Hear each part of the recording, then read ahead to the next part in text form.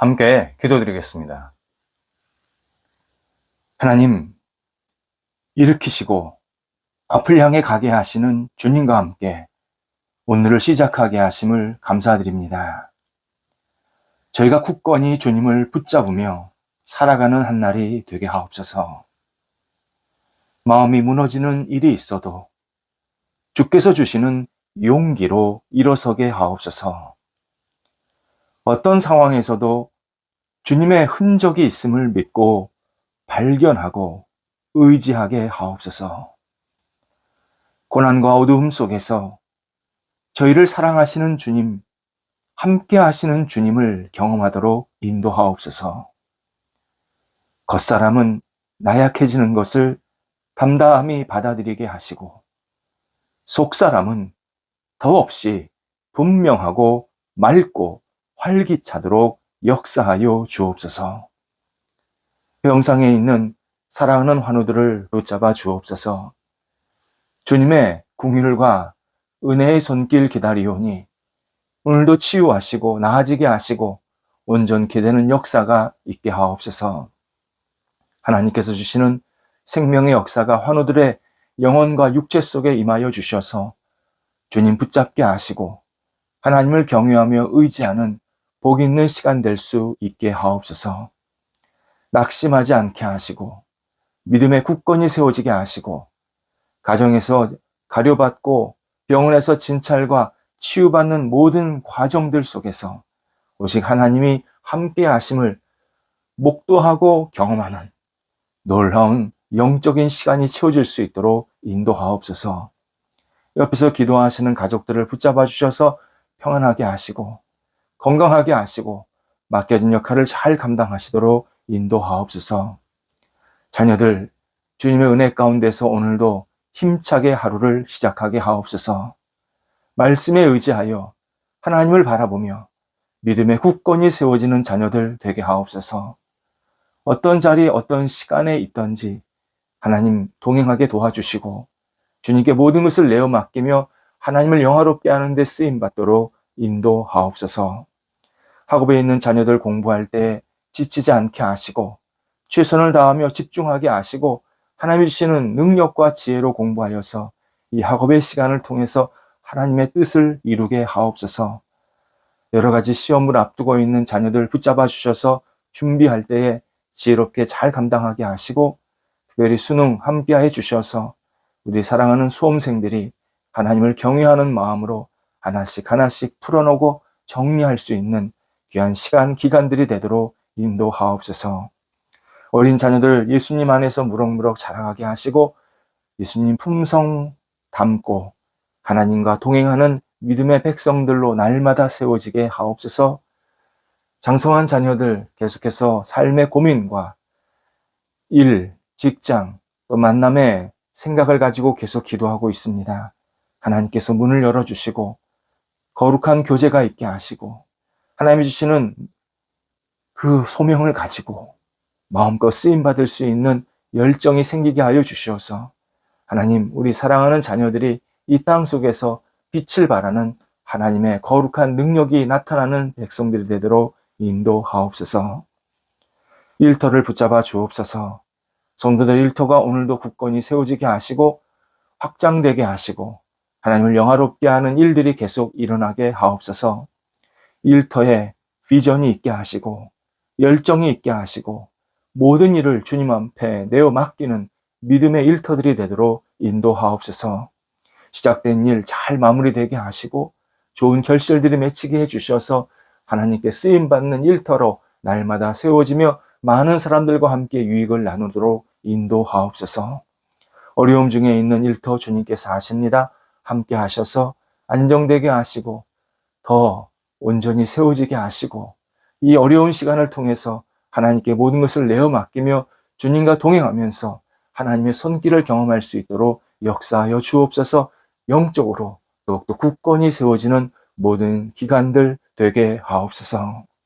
출타하는 성도들을 붙잡아 주셔서 오늘도 가실 때 성령이 동행하여 주시고 하나님께 모든 것을 내어 맡기며 맡겨진 역할들을 감당하시고 돌아오게 하옵소서. 저희 대한민국 우리 노년의 세대를 위해서 기도드립니다. 연세 드신 분들이 하나님 안에서 주의 주시는 능력과 은혜로 생활할 수 있도록 모든 여건들을 주장하여 주옵소서. 젊을 때 열심히 생활하셔서 우리 대한민국, 우리 사회를 이렇게 아름답게 일구고 가정을 세우셨사오니 하나님, 우리 노년의 세대들이 더욱더 하나님께 모든 것을 내어 맡기며 의미 있는 시간, 주 앞에 모든 것을 신뢰하며 의지하며 믿음의 굳건히 세워지는 믿음의 시간이 될 수 있도록 인도하옵소서. 외롭지 않게 하시고 하나님께 주시는 능력으로 날마다 세움받게 하여 주셔서 어려움 생기지 아니하도록 안정되도록 성령께서 보살펴 주시고 우리 노년의 세대들이 후배들에게 좋은 귀감이 되고 덕을 느끼게 하며 또 하나님의 사랑으로 사표가 되어서 많은 사람들을 선하게 이끌어갈 수 있는 좋은 우리 연세 드신 분들을 낼 수 있도록 인도하옵소서. 하나님께서 그 앞길에 함께 해주셔서 늘 밝은 빛이 비춰지게 하시고 하나님을 영화롭게 하는 데 쓰임받는 노년의 세대들이 되도록 인도하옵소서. 저희 교회에 있는 노년의 세대들도 함께 해주셔서 주님의 평안이 있게 도와주시옵시고 더욱더 믿음으로 기도할 때마다 그 기도가 하나님께 응답받게 하시고 하나님의 능력이 나타나는 복된 신앙생활이 계속 이어질 수 있도록 함께 하옵소서. 강건하게 지켜주옵소서. 오늘 우리 성도들 섬김의 도를 이루는 한 날이 되게 하여 주옵소서.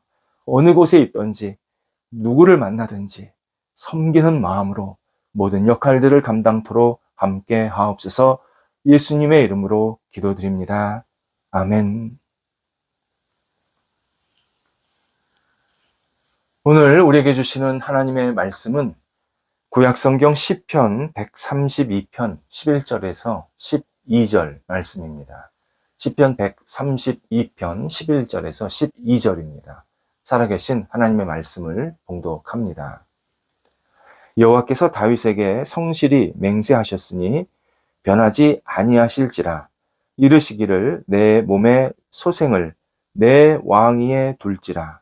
내 자손이 내 언약과 그들에게 교훈하는 내 증거를 지킬진대 그들의 후손도 영원히 내 왕위에 앉으리라 하셨도다. 아멘. 신뢰, 정직, 이런 개념들은 사람들, 특히 신앙인들에게 매우 익숙하고 중요한 내용입니다. 신뢰는 모든 이에게 큰 도전을 주는 주제입니다. 일반 사람들 뿐만 아니라 신앙인들도 이 신뢰가 반드시 필요한 사람들이고 신뢰가 있느냐 없느냐에 따라서 내가 신앙생활을 잘하고 있느냐 못하고 있느냐도 판가름할 수 있는 중요한 기틀이 됩니다. 하지만 말처럼 쉽게 주어지는 것이 신뢰는 아닙니다. 제가 예전에 교회에서 어떤 분과 교회 일, 사역 때문에 대화를 나눈 적이 있습니다. 대화를 나누고 헤어졌습니다. 잠시 후에 또 다른 분이 제게 다가와서 조금 전에 말씀하신 분과 어떻게 아십니까? 묻는 것이었습니다. 제가 이래저래 해서 알게 되었고 같이 교회 사역을 좀 해야 할 일이 생겨서 의견을 물었다. 그렇게 답을 했습니다. 그랬더니 뒤에 오신 분이 제게 이런 이야기를 해줍니다. 저분은 제가 같이 근무한 적이 있었던 선배입니다.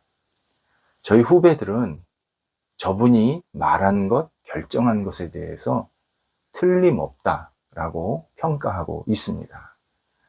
그래서 저분이 제가 있는 곳을 떠났지만 그 결정들 또 했던 여러 가지 역할들을 지금도 찾아서 예전에 이분이 이렇게 결정했구나, 이렇게 일을 지시했었구나 라는 것을 참고해서 많이 도움을 받고 있다라고 말해 주었습니다. 제가 같이 일하려고 했던 그분에 대한 이 신뢰도가 확 올라가는 경험을 새롭게 하게 되었습니다. 오늘 본문은 하나님께서 다윗을 사랑하셔서 복을 주시는 내용입니다. 11절에서 하나님께서 다윗의 후손, 곧 바로 다음에 솔로몬입니다. 이 솔로몬이 왕위를 얻게 될 것이다 라고 말씀하십니다. 그러면서 12절에서 하나님께서 하나님의 언약과 교훈, 곧 하나님의 말씀과 가르침에 순종하면 영원히 다윗의 후손들이 왕위를 이어받을 것이다, 이렇게 약속도 해 주십니다. 반대로 하나님의 말씀, 하나님의 가르침에 순종하지 않으면, 잘 지키지 않으면 다윗의 후손이 왕위를 잃게 될 것이다 라는 경고이기도 합니다. 이 말씀은 궁극적으로 메시아가 다윗의 후손에게 온다라는 일종의 예언입니다. 그래서 하나님께서는 이 다윗의 후손을 통해서 결국 이 땅을 구원하실 구원자를 보내실 것이다, 이렇게 시편을 통해서 우리에게 알려주시는 그러한 전통적인 예언의 한 부분입니다. 그런데 바로 그러니까 예수님께서 오시기 전 그 전 단계인 다윗의 후손들이 과연 계속 왕위를 잘 이어받았는가는 좀 확인할 필요가 있습니다. 안타깝게도 이스라엘 백성들은 하나님의 말씀을 제대로 지키지 못했습니다. 그래서 나라는 망했고 다윗 혈통의 왕위가 완전히 끊어졌습니다. 이스라엘 백성들이 하나님과의 신뢰 관계를 깨니까 하나님께서 더 이상 이스라엘 백성들, 특히 다윗 후손 내에서 이 왕위를 이어받을 수 없도록 그렇게 1단계로 정리하는 시간을 갖게 하신 겁니다. 이스라엘 백성이 어려운 시간을 보냈다라는 이 역사적 사실을 우리가 좀 주목할 필요가 있습니다. 이스라엘 백성들이 그냥 어려운 게 아니라 하나님과 자신들과의 신뢰관계가 깨졌기 때문에 결국 인간들 사이에서도 어려운 시간을 보낼 수밖에 없었다라는 점, 우리는 기억해야 합니다. 민수기 30장 2절에서 하나님께서 사람이 여호와께 결심, 어떤 선한 것이 있으면 깨뜨리지 말고 반드시 그 말한 대로 지킬 줄 알아야 한다. 다 이행해야 된다. 라고 말씀하십니다. 신앙인의 신뢰는 윤리적 덕목 아닙니다. 하나님의 자녀로서 가져야 할 영적인 열매입니다. 반드시 있어야 합니다. 그리고 신뢰의 출발점은 하나님과 나와의 신뢰가 잘 형성이 되어 있어야 합니다.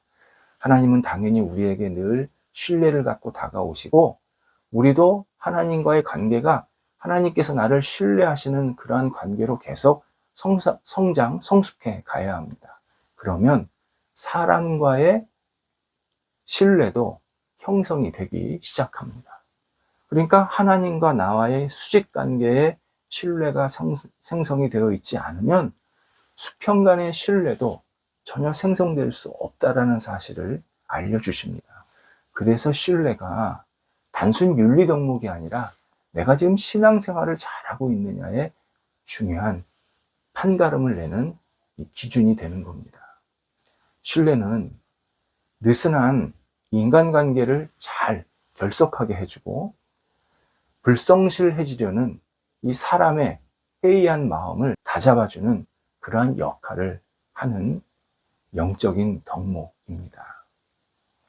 특히 신뢰는 남이 안 볼 때 자신의 언행을 자주 들여다보는 데서 시작이 됩니다.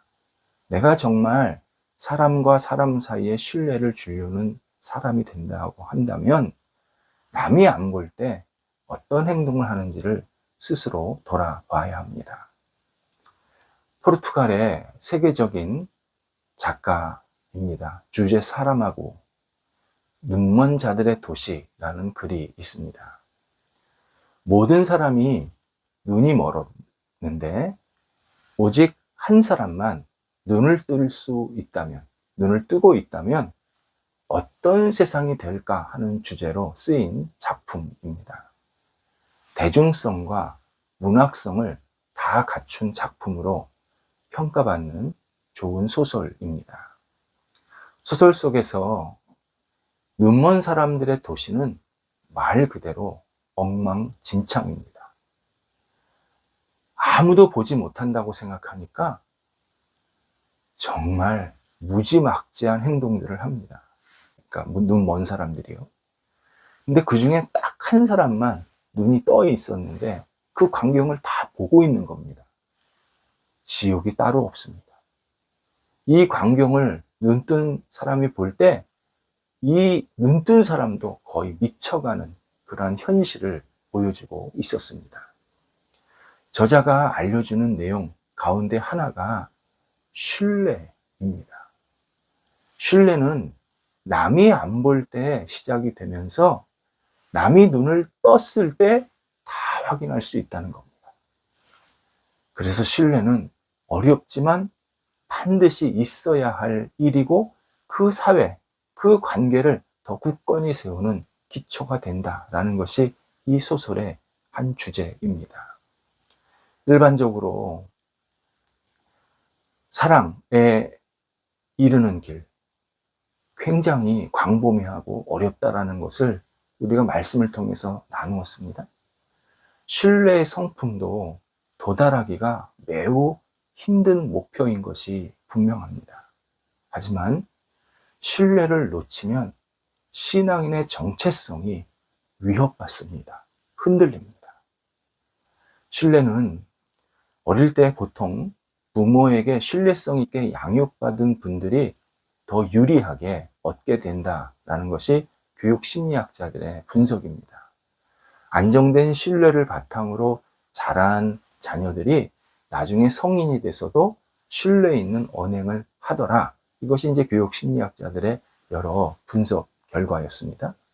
하지만 그렇지 못했을지라도 성령께서 우리의 삶을 더 신뢰 있는 삶으로 계속 이끌어 가십니다. 우리가 과거에 어떤 경험을 했던, 어떻게 살았던 그것은 일부 영향이 있을 뿐, 내가 지금 성령의 도움으로 살고 있다면 우리는 얼마든지 신뢰받는 사람으로 계속 성숙해 갈 수 있습니다. 그 이유는 신뢰는 예수님의 관점, 예수님의 마음, 예수님의 생각을 꾸준히 마음속으로 담고 따름으로 얻을 수 없는 덕목이기 때문입니다. 그래서 예수님을 믿고 따르는, 정말 진지하게 예수님을 믿고 따르는 그 신앙인이 갖게 되는 중요한 성령의 열매가 바로 신뢰의 성품입니다. 그래서 우리는 자주 우리 스스로를 생각할 때 내가 과연 정말 신뢰를 주는 사람으로 살고 있는가를 계속 생각하면서 그 신뢰를 견지해 나가야 합니다. 우리는 주변에 있는 사람들과 어떤 신뢰성이 있느냐에 따라서 우리의 삶이 정말 평안하고 때로는 위협받을 때가 참 많습니다. 가게에서 물건을 사고 파는 단순한 일부터 생사를 다투는 위급한 치료까지, 매일 만나자는 사적 약속부터 인류, 국가의 존망을 결정하는 공식 조약까지 신뢰성이 바탕이 되어야 합니다. 몸이 살아 있으려면 산소가 필요하듯 신뢰는 개인, 모임, 사회, 그리고 국가까지 움직이기 위한 정말 필수적인 요소입니다. 하나님은 하나님의 자녀가 신뢰받는 사람이 되어야 한다. 성경에서 강조하십니다. 그래서 우리가 하나님의 자녀라는 이 품위, 가치를 스스로 떨어뜨리지 않기를 원하십니다. 내가 하나님 앞에서 신뢰성이 있는 사람이냐, 그것에 따라서 결국 내가 하나님의 자녀로서 많은 사람들에게 선한 영향력을 끼칠 수 있는 그러한 통로가 되게 만드시는 겁니다. 신뢰. 그리스도인들에게 참 중요한 성품입니다. 이 신뢰의 성품으로 우리가 다시 우리의 영혼을 굳게 세우는, 묵상하는 그런 시간이 되어야 합니다. 기도하겠습니다. 하나님, 저희가 예수 그리스도를 닮아서 신뢰하는, 그리고 신뢰받는 성품으로 날마다 성장 성숙하게 하옵소서. 저희가 하나님이 기뻐하시는 모습대로 쓰임받기에 부족함이 없는 신뢰의 사람으로, 신뢰의 성품으로 세워지게 하사 가는 곳곳마다 신뢰의 씨앗들이 뿌려지게 하시고 많은 사람들과 신뢰의 관계가 형성될 수 있도록 인도하옵소서. 예수님의 이름으로 기도드립니다. 아멘.